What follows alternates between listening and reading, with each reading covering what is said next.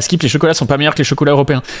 Je vais être tout à fait honnête. Je pense qu'au Carrefour en bas de mon taf, ils ont pas eu le mémo de quand c'était censé sortir les Feastables en France. Ils ont commencé à les vendre avant d'avoir le droit de les vendre. Donc, quand j'ai vu ça, enfin quand je les ai vus, j'avoue, j'ai immédiatement acheté les Feastables et j'ai goûté. Déjà, c'est giga cher par rapport au truc classique. Le goût est bon, mais je trouve très honnêtement que, alors, c'est plus que du chocolat bas de gamme, mais je pense pas que ça arrive vraiment au niveau des au niveau des trucs au niveau des Milka, etc. quoi. Honnêtement, je trouve que c'est très cher pour du chocolat. Ouais, voilà, Black Wolf, je suis d'accord, c'est cher pour du chocolat normal. Le chocolat est très basique, il est pas exceptionnel, il se laisse manger, hein, mais il est pas non plus exceptionnel. Il est bon, mais c'est cher pour ce que c'est. C'est-à-dire, s'il était, je pense, littéralement à 1 euro de moins, ça irait. Le truc, c'est que bon, il y a toutes ces histoires de MrBeast veut éviter d'exploiter des gosses, ce qui fait que forcément, ça fait un peu monter le prix, mais bon, c'est vrai que ça fait, au final, c'est cher comparé aux autres, quoi. Mais en même temps,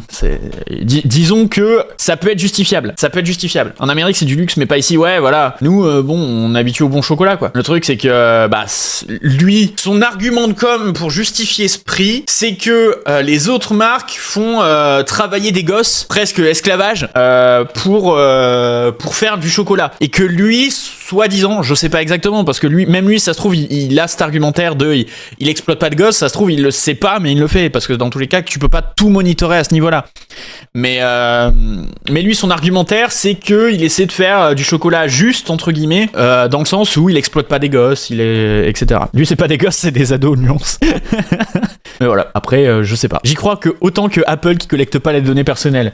En vrai, je pense que... Alors, le truc avec MrBeast, c'est qu'il a les intentions, le problème, c'est est-ce que toutes les équipes le suivent. Et pour revenir un dernier coup sur le truc des gosses, là, etc., le problème qu'il y a à faire ce genre de marketing, le marketing de j'utilise pas des gosses, etc., c'est que à la moindre preuve qu'il y a un truc, enfin qu'il y a des gosses ou quoi que ce soit qui vont en gros des trucs qui vont dans le sens inverse de ce qu'il dit, ça va être amplifié fois 1000. Alors que si ça se trouve, il sera même pas impliqué dans le truc, c'est juste qu'il y a des gens qui ont pas suivi ses directives. Mais c'est ça la magie, c'est que la magie si on peut appeler ça comme ça, mais tu peux être très vite niqué à partir de rien. C'est un marketing un peu dangereux, quoi. C'est-à-dire qu'il faut qu'il soit sûr de ce qu'il avance. Faire du marketing là-dessus, ça doit juste être normal et pas un argument.